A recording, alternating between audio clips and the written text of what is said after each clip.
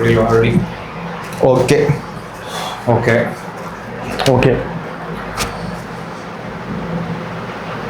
छोटा भीम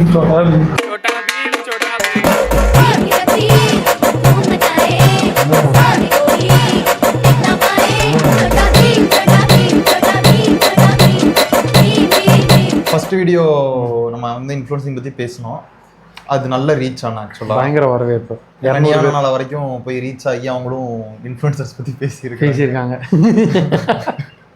ஆமாம், நம்ம பேசுனதுக்கு அப்புறம் தான் அந்த டாபிக் பேசினாங்க. ஆக்சுவலாக பேசின உடனே கிட்டத்தட்ட ஒரு வாரத்தில் பேசியிருக்காங்கன்னா நம்ம வீடியோ அவ்வளோ தூரம் ரீச் ஆயிருக்கு. அஃபிஷியலாக கோபிநாத் வந்து நம்ம பேஜை ஃபாலோ பண்ணிட்டு இருக்காரு. அதனால தான் அவங்க அடுத்த வாரமே இன்ஃப்ளூயன்ஸை பற்றி பேசியிருக்காங்க. அவர் மெனக்கட்டி நம்ம வீடியோ பார்த்துட்டு இதுதான் இந்த வாரம் டாபிக்னு சொல்லி விஜய் டிவியில் இன்ஃப்ளூயன்ஸ் பண்ணி இந்த இன்ஃப்ளூயன்ஸ் டாபிக் எடுத்து வச்சு நாங்கள் இன்ஃப்ளூயன்ஸை பற்றி பேசினா அவரே இன்ஃப்ளூயன்ஸ் பண்ணியிருக்காரு. அப்படியெல்லாம் ஒன்றும் இல்லையே. ஸோ அதோட கண்டினியூஷன் தான் இப்போ செகண்ட் வீடியோ. கண்டினியூஷன் இல்லை, அந்த நாங்கள் வீடியோ எடுத்ததுக்கும் கரெக்டாக இது வந்ததுக்கும் மேட்ச் ஆயிடுச்சு. அதனால் இதையுமே ஒரு கிளான்ஸ் பார்த்துடலாம். அப்புறம் எந்த மாதிரிலாம் அவங்க ஏமாந்துருக்காங்க, அப்புறம் இன்ஸ்டாகிராம் இன்ஃப்ளூயன்சர் எந்த மாதிரி ஏமாத்துறாங்க. இப்போ ஒன்றும் இல்லை, இன்ஃப்ளூயன்ஸ் பண்ணுறவங்க அதில் இருக்கிற குட் திங்ஸை மட்டும்தான் சொல்லுவாங்க. அதுக்கு பின்னாடி இருக்கிற ப்ராப்ளத்தை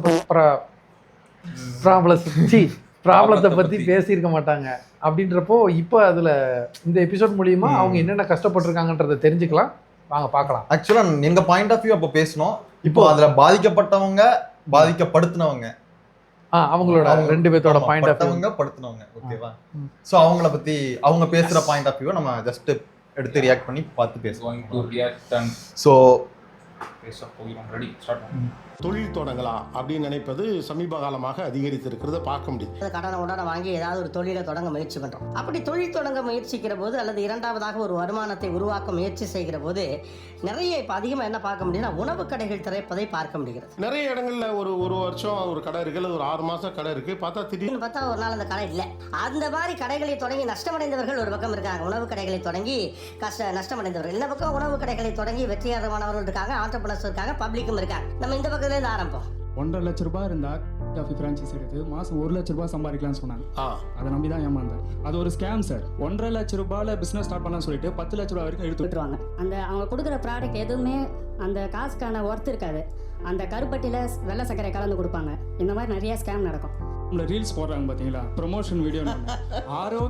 ஆரோக்கியமான உணவுன்னு சொல்லி தான் ப்ரொமோட் பண்ணான். அப்போ ஏதோ ஏமாந்துட்டேன். உள்ள வந்ததுக்கு அப்புறம் தான் 1.5 லட்ச ரூபாய் இன்வெஸ்ட் பண்ணி 1 லட்ச ரூபாய் சம்பாதிக்க முடியும்னு நீங்க எப்படி நம்புறீங்க? முட்டாள்தனம், ஏமாந்துட்டேன். சிரிக்கிறான் பாரு. அவன் அவனோட கஷ்டத்தை சொல்றான். அவன் 1 லட்ச ரூபா நம்பி அவன் போட்டது அவனே சொல்றான். 1 லட்ச ரூபா கேட்பாங்க, அதை அப்படியே இழுத்து 10 லட்ச ரூபா ஆக்கிடுறாங்க. அது லாஸ் ஆயிடுச்சு. அவன் அவனோட கஷ்டத்தை சொல்றான், அதை ப்ரொமோட் பண்ணவும் அவ்வளோ சிரிக்கிறான். அது அவ்வளோ சிரிக்கிறதுக்கான விஷயம் கிடையாது. அவன் கஷ்டத்தை சொல்லும் போது அது எப்படி அவனுக்கு சிரிக்க முடியுது? நீ அவனை ஏமாத்திருக்கிற, அது ஸ்கேம். அவன் கஷ்டப்படுறான், சிரிக்காத. இன்ஃப்ளூயன்சர்ஸ் எப்படி சொல்றாங்கன்னாக்கா 1.5 லட்ச ரூபா மட்டும் இருந்தா போதும், அதாவது இருந்தா போதும் அந்த வார்த்தை இது சொல்றதுனால கொப்பனா மிச்சம் வந்து எல்லாத்தையும் கொடுப்பான். என்னடா பொசுக்கு மலையாளம் பேசிவிட்ட அப்படி நமக்கு கேட்க தோணுதா இல்லையா? அதுல வந்துட்டுதான் இந்த மாதிரி ஆட்கள் என்ன பண்றாங்க. ஓகே, இப்போ 1.5 லட்ச ரூபாங்கிறது எனக்கு தெரிஞ்ச ஒரு மிடில் கிளாஸ் பீப்புளுக்கு வந்து பெரிய விஷயம் தான், இல்லன்னு நான் சொல்லல. ஆனா அவனால திரும்ப எடுக்க முடியுற ஒரு நம்பிக்கை இருக்கும் எப்படியுமே. அந்த விஷயத்துல என்ன பண்றாங்கன்னாக்கா அதை வாங்கி செட் பண்ணி ஓகே, ஏன்னா அவனுக்கு மாசம் 1 லட்ச ரூபா வருதுங்கிற நம்பிக்கை வருது இல்லையா? அந்த நம்பிக்கையை தூண்டுறது வந்து அவங்க பேசுற ஒரு விதங்கள் தான். அவன் மொத்தமா சொல்லிருக்கணும். ஆனா இன்னொரு விஷயம் இருக்கு, அவனுங்களே சொல்லுவானுங்க இந்த மாதிரி இடம் பிடிச்சி தரதுல இருந்து, லேபர்ல இருந்து, அதாவது டீ போட சொல்லி தரதுல இருந்து எல்லாமே அவங்களே பார்த்துப்பாங்க. மாதம் 1.5 லட்சம். ஓகே, நீ ஒரு பாயிண்ட் சொன்ன இல்லையா, நானா ஒரு டீ கடை போட்டோம்னாக்கா இவ்வளோ ரிஸ்க் இருக்காங்க. அவன் அங்கே கடை பிடிக்கணும், அவன் மாஸ்டர் பிடிக்கணும், எல்லாமே பிடிக்கணும். இதுவே ஃப்ரான்ச்சைஸே எடுத்துட்டாங்கன்னா அவங்களே எல்லாரும் சொல்லி தருவாங்கன்னு சொல்லிட்டு அந்த இன்ஃப்ளூயன்ஸ் சொல்கிற போது இவன் அதை நம்பி என்ன பண்ணுவான், சரி ஓகே அதான் அவங்களே பண்ணுறாங்களே தாராளமாக பண்ணுறான், 1.5 லட்ச ரூபா தானே அப்படிங்கிற நம்பி போயிடுவான். அவன் வாங்கி அந்த தவறா செட்டுக்கும் அந்த எக்யூப்மெண்ட்ஸுக்கும் அந்த அது கருப்பட்டி சீரத்துக்கும் இதுக்கே 1.5 லட்ச ரூபா செலவாகி போகும். அது போக அது நான் என்னோட ஃப்ரான்ச்சைஸி என்னோட பிராண்டை உனக்கு தர்றேன் அப்படிங்கிற ஒரு பிசினஸ்ல மீதி இருக்கிற ஒரு காசு போயிருச்சுனாக்கா மீதி அவன்கிட்ட என்ன இருக்கும்? அவனுக்கு கொடுக்கறது ஓகே, ஆனா அந்த 1.5 லட்ச ரூபாவோட நிக்காது. அவன் ஃப்ரான்ச்சைஸ்க்கு வந்து மந்த்லி அவன் அமௌண்ட் பே பண்ணணும். ஆமா, அதுக்கு என்னமோ சொல்லுவாங்க ராயல்டி பே பண்ணணும். ராயல்டி கண்டிப்பா மந்த்லியா இல்ல இயர்லியோ மந்த்லியோ அந்த ஒரு அமௌண்ட் பே பண்ணணும். சோ அதுக்கு அவன் ப்ராஃபிட் எடுத்தாதான் அந்த அமௌண்ட் பே பண்ண முடியும். ரெண்டாவது அவங்க கிட்ட தான் ப்ராடக்ட் வாங்கணும். நீங்கள் வெளியே எங்கேயும் ப்ராடக்ட் வாங்க முடியாது. அவங்களோட ப்ராடக்ட்டை கிரியேட் பண்ணி அவங்க உங்களை வச்சு அவங்க உங்கள்கிட்ட விற்றுக்கிட்டு இருக்காங்க. உங்களுக்கு விற்கல லாபம் வருது வரலன்றது ரெண்டாவது கதை. ஆனால் பார்த்தீங்கன்னா இதில் கஷ்டப்பட போகிறது யாருன்னு பார்த்தீங்கன்னா போட்டவங்க தான், ஃப்ரான்ச்சைஸ் போட்டவங்க தான். இந்த மாதிரி அக்ரிமெண்ட்டும் போடுறாங்க, சைன் பண்றாங்க. ஆனால் அது இதான் பேங்க்ல போயிட்டு லோன் வாங்கினா சும்மா எல்லா பக்கத்துலையும் கையெழுத்து போடுறோம்ல, அந்த மாதிரி தான் சும்மா கையெழுத்து போட்டு ஸ்டார்ட் பண்ண வேண்டியது. பேரண்ட்ஸுக்கு வந்து ஹோட்டல் சைடில் கொஞ்சம் இன்ட்ரெஸ்ட் இருக்குது. இப்போ ஊரில் டீ கடை வச்சிருக்காங்க சார். நான் வந்து என்ன பண்ணேன், ஹோட்டல்லாம் நல்லா போகுது போல இப்போது, நிறைய ரீல்ஸ் போடுறாங்க, சென்னையில் வந்து வைங்க நல்லா இருக்கும் அப்படின்னு சொல்லிட்டு நான் சொல்லிட்டேன் சார் வீட்டில். ஊர்ல டீ கடை வச்சிருந்த ஆளுங்களை சென்னை கொண்டு வந்தீங்க? ஆமாம் சார். என்னை நம்பி அவங்க 2 வருஷம் கடையை லீஸ் கொடுத்துட்டு வந்துட்டாங்க. எந்த ஊர்ல இருந்து? மதுரை பக்கத்தில் சார், திருமங்கலம். சென்னையில் வந்து நான் கடையை கேட்குறேன் எல்லாம் கேட்குறேன்னா ரேட்லாம் அதிகமாக இருக்குது, ரெண்ட் ரேட் அதிகமாக இருக்குது, நமக்கு கட்டுப்படி ஆகாது. சரி ஓகே இது வேண்டாம்னு சொல்லிட்டு பாண்டிச்சேரியில் வைப்போம் அப்படின்னு சொல்லிட்டு பாண்டிச்சேரி பிளான் பண்ணோம் சார். என் பேச்சை கேட்டு வர வந்துட்டு பாண்டிச்சேரியில் கடையும் வச்சாச்சு. நாங்கள் வச்சு ஒரு 2 மாதம் நல்லா ரன் ஆகிட்டு இருந்துச்சு சார். 3ஆவது மாதம் ஒரு புதுசாக பக்கத்தில் ஒரு கடை வருது. அந்த கடை நல்லா பார்த்தா ஜொலிச்சு நல்லா பயங்கரமாக பண்ணி வச்சுருந்துருக்காங்க. அப்போன்றப்போ நம்ம கடை வந்து லைட்டாக அடிபட ஆரம்பிச்சிச்சு. அப்புறம் அவ்வளோதான் விட்டுட்டு மறுபடியும் ஊர்லேயே வெட்டிக்கிற வச்சிட்டாங்க, அவ்வளோதான். ஸோ சென்னையை பார்க்குறப்ப எக்கச்சக்க கடை இருக்குது, இவ்வளோ இன்ஃப்ளூயன்சஸ் நிறைய சொல்கிறாங்களே, ஒர்க் ஆகும்னு நினச்சிங்க? எப்படி வச்சாலும் ஓடிடுன்ற ஒரு மைண்ட் செட் சார் அது. எந்த சூழ்நிலையில் மூணுங்க? இன்னொன்று, இப்போ இன்ஃப்ளூயன்சர்ஸ் வந்து டோட்டலாக ஒரு குவாலிட்டியை மாற்றுறாங்க. இப்போ அந்த கடையில் சாப்பாடு நல்லா இருக்கலாம், ஆனால் அவர் சொல்கிறாருல அவங்க மதுரையிலேருந்து சாப்பாடு கொண்டு வந்து வச்சுருக்காங்கன்னா மதுரை ஸ்டைல் ஃபுட் அங்கே இருக்குது. ஆனால் பக்கத்தில் இன்னொரு கடை வருது, அந்த கடை ஓடுதோ ஓடலையோ அவன் உழைச்சி போட்டோம், அது ஒன்றா ஓடட்டும், இவன் கடை ஓடுறது ஓட்டும், ஓகேவா? பட் அதை இன்ஃப்ளூயன்ஸ் பண்ணி அந்த கடைக்கு சூப்பராக இருக்குது, இந்த கடை இல்லை இந்த கடை அப்படின்னு நிறைய வீடியோ பார்த்துருக்கோம். இந்த கடை இல்லை 2வது கடை அப்படின்னு சொல்லி ப்ரொமோட் பண்ணுவாங்க, இன்ஃப்ளூயன்ஸ் பண்ணுவாங்க. அப்படின்றப்போ இவனோட உழைப்பு வந்து அதில் பாதிக்கப்படுது. அந்த அது ஒன்று இப்போ இதுலேயே ஒரு சொன்னார்ல, அதாவது எப்படி வச்சாலும் இந்த கடை ஓடிடும் சென்னையில் அப்படிங்கிற மாதிரி ஒரு தாட் ப்ராசஸ் கொண்டு வந்துடுறாங்க.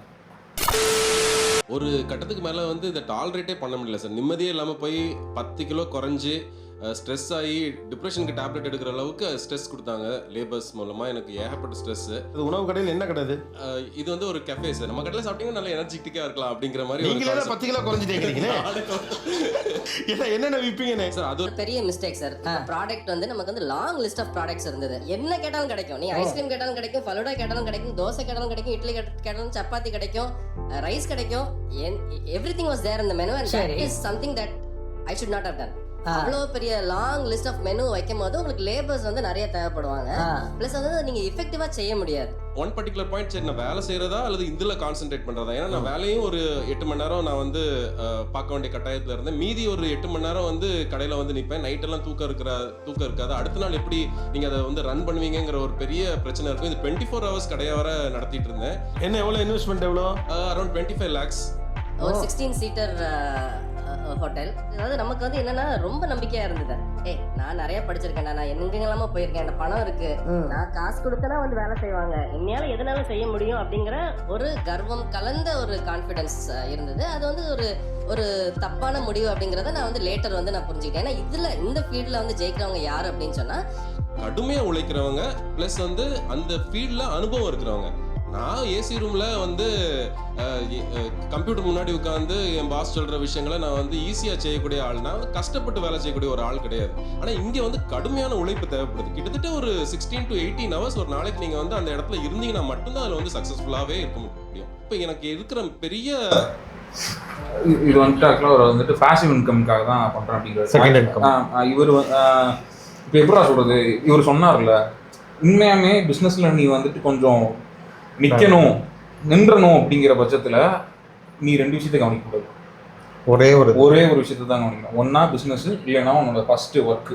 இது 2ல் ஏதாவது ஒன்றை மட்டும் தான் நீ கவனிச்சா மட்டும்தான் நீ வந்துட்டு நினச்சிக்கணும். பிஸ்னஸ்னாக்கா நீ வேலை செஞ்சுட்டு இருக்க ஒரு வேலையை வந்து நீ விடணும், ஃபுல்லாக விட்டு இதிலே நிற்கணும். ஏன்னா அதில் அவரே சொல்கிறாரு, எக்ஸ்பீரியன்ஸ் கிடையாது எனக்கு, நான் காசு கொடுத்தா நான் வந்து வேலை செய்யறதுக்கு எனக்கு ஆள் இருக்குது அப்படிங்கிற ஒரு கர்வத்தில் தான் நான் போய் செஞ்சேன், அது எனக்கு நஷ்டமாயிருச்சு அப்படிங்கிறது.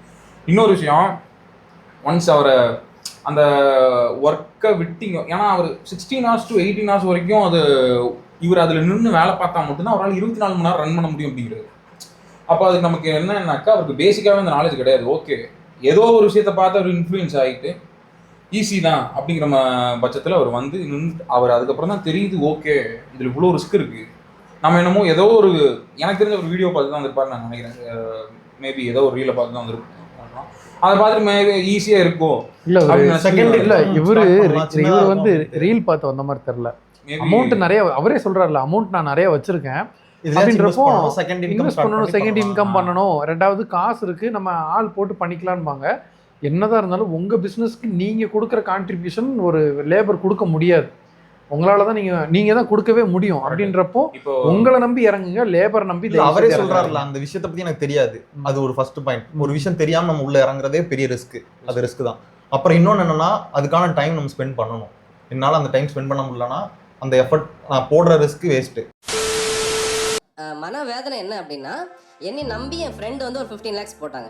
அவங்களுக்கு 2 பொம்பளை பிள்ளைங்க இருக்காங்க, அவங்ககிட்ட நிறைய பணம் இருக்கு. இருந்தாலும் நான் வந்து அவங்களுக்கு நியாயம் செய்யலையே அப்படிங்கிறது வந்து எனக்கு ஒரு பெரிய குற்ற உணர்ச்சியா இருக்கு. இப்போ நான் வந்து ஒரு 30-40,000 டியூ கட்டிட்டு தான் இருக்கேன் பர்சனல் லோன்ல. இந்த பர்பஸ்க்காண்டி எடுத்த லோனுக்காக நான் வந்து பணம் கட்டிட்டு இருக்கேன். இருந்தாலும் எனக்கு இருக்கிற பெரிய குற்ற உணர்ச்சி என்னன்னா, என்னை நம்பி ஒருத்தங்க செய்தாங்களே அவங்களுக்கு நான் வந்து நியாயம் செய்ய முடியலையே. இது வரைக்கும் அவர் என்கிட்ட பணமே திருப்பி கேட்கவே இல்லை.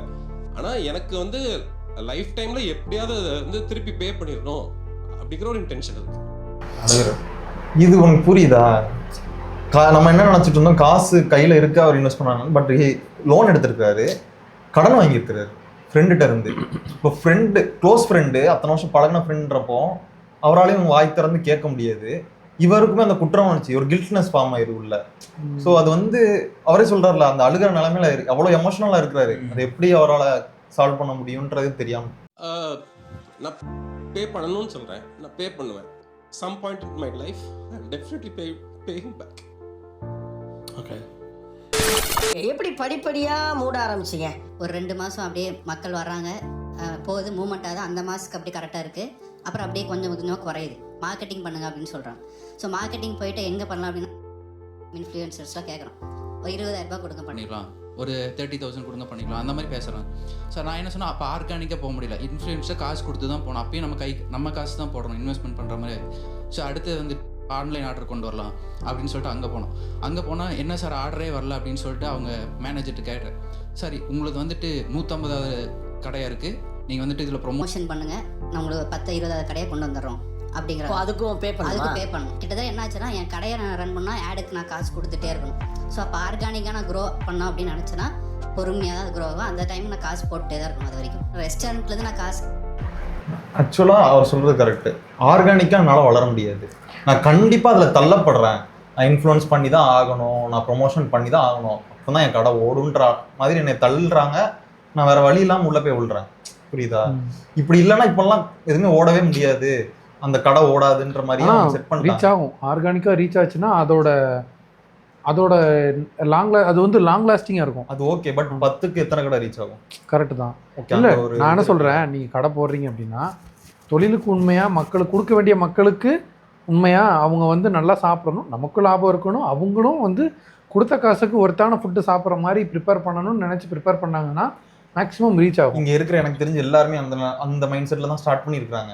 ஆனால் அதான் சொல்கிறேன், அப்படி இருக்கிறவங்களையுமே புஷ் பண்ணுறாங்க. ஆமாம், இன்ஃப்ளூயன்ஸ் பண்ணி தான், ப்ரொமோஷன் பண்ணி தான் எனக்கு வருமானம், நம்பி போட்ட காசு எடுத்து தான் ஆகணும், அதுக்குன்ட்டு நான் சேவை செய்ய வரல, போட்ட காசு எடுக்கணும் அப்படின்றப்போ அந்த இது பண்ணி தான் ஆகணும்னு அவங்க தள்ளிடுறாங்க. ஒரு ஆவரம்பாளையம் ஸ்கெஃபேன்னு சொல்லிட்டு வச்சிருக்கோம். அது இப்போ வந்துட்டு ஓடிட்டு தான் இருக்கு. இப்போ இருக்க மைண்ட் செட் என்னன்னா, ஓகே க்ளோஸ் பண்ணிடலாம், இதுக்கு மேல வந்து முடியாது. பொம்பளை சோக்கு ஏண்டா ஏண்டா இப்போ நம்மளே யூடியூப் சேனல் ஸ்டார்ட் பண்ணிட்டோம், வியூஸ் வர மாட்டேங்குது புலம்பிட்டு. இதுல கோபிநாத் வந்து நம்ம சேனலை ஃபாலோ பண்ணி அவரு பார்த்து போட்ட வீடியோ தான் இதுன்னு சொல்லலாம். பத்தியா? இல்ல அது ஒண்ணு இல்ல, அது உண்மைதான். ஒரு எதிர்பார்ப்பு இருக்கு. இல்ல